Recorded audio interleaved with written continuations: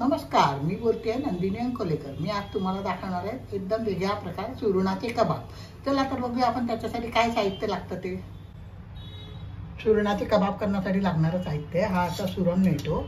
त्याच्या खालचा हा सगळा मातीने माखलेला असतो। त्याच्यामुळे हा स्वच्छ कापून घ्यायचा आणि पुसून धुवून घ्यायचा। पहिले चांगला 2-3 पाण्याने स्वच्छ धुवून घ्यायचा।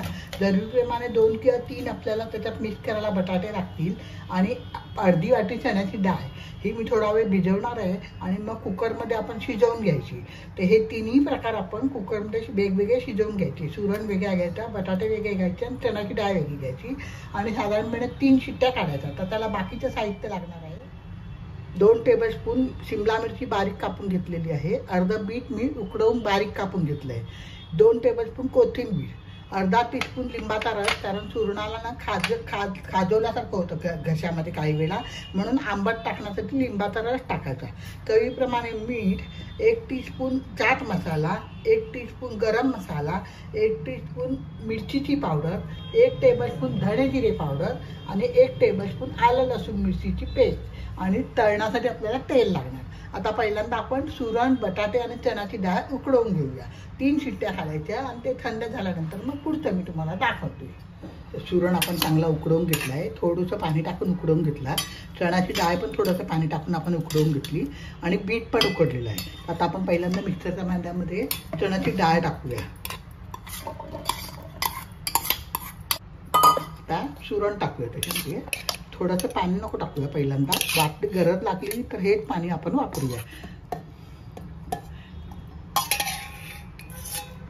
पहिल्यांदा पाणी टाकत नाही, पहिल्यांदा असंच फिरवून बघते आणि हे बीट टाकायचं। आता पहिल्यांदा सगळं बारीक करून घेऊया आपण। त्याला आता तुम्हाला बारीक करून फिरवून झाले। आता थोडंसं पाणी टाकते मी, 1 चमचा साधारणपणे 1 टेबलस्पून पाणी टाकते आणि परत फिरवून घेते। होऊन गेलं आहे। थोडीशी डाळ राहिली तरी चालेल, कारण ती उकडलेलीच आहे। आता आपण हे एका भांड्यामध्ये सगळं काढून घेऊया आणि बाकीचे सगळे मसाले त्याच्यात ॲड करूया। पहिल्यांदा मी भांड्यामध्ये सगळं मी सगळे ह्याच्यात टाकते। पहिले मी आलं लसूण मिरची चटणी टाकते, धणे जिरे पावडर, मिरचीची पावडर, आपल्या आवडीनुसार तुम्ही कमी जास्त करू शकता। लहान मुलं खाणार असतील तर बेटाने टाका। गरम मसाला, थोडासा चाट मसाला,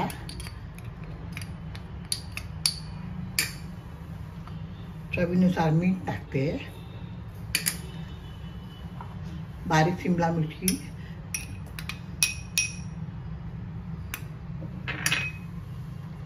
लिंबाचा रस आणि कोथिंबीर। आता हे पहिले आपण सगळं मिक्स करून घेऊया आणि मग त्याच्यामध्ये बटाटा उकडवलेला स्मॅश करून घालूया, नाही तर किसून घालूया।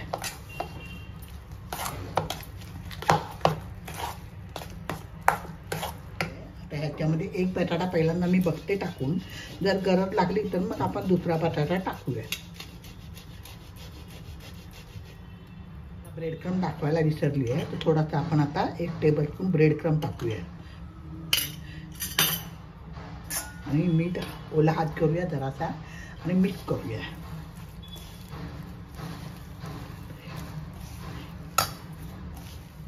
अजून 1 टेबलस्पून मी ब्रेड क्रम टाकते।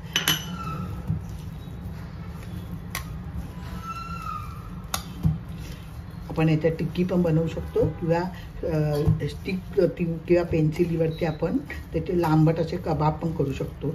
मी तुम्हाला टिक्कीच्या रूपात दाखवणार आहे। तुमच्या कन्व्हिनियन्सप्रमाणे तुम्ही टिक्की नाहीतर लांबट कबाब करू शकतात। आता आपण कबाब करायला घेऊया। मी तवा पॅन गरम करायला ठेवते, आता ओला करून मी कबाब करायला घेते।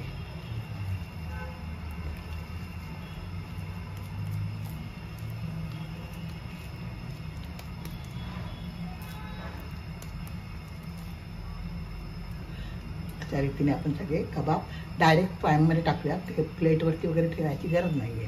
तर तेल तापलं की डायरेक्ट पॅनमध्ये टाकते। तुम्हाला मी पॅनमध्ये टाकलेले दाखवते। चांगले खरपूस आपण तळून घ्यायचे। एक नवीनच प्रकार आहे, तुमच्याबरोबर मी शेअर केला आहे। तुम्ही करून बघा। माझ्या चॅनलवर नवीन असाल तर सबस्क्राईब करा, लाईक करा, शेअर करायला विसरू नका।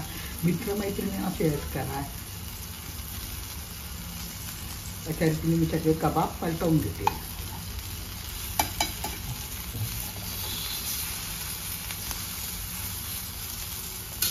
आपले कबाब चांगले फ्राय झालेले आहेत. आता आपण चटणी बरोबर सर्व करूया.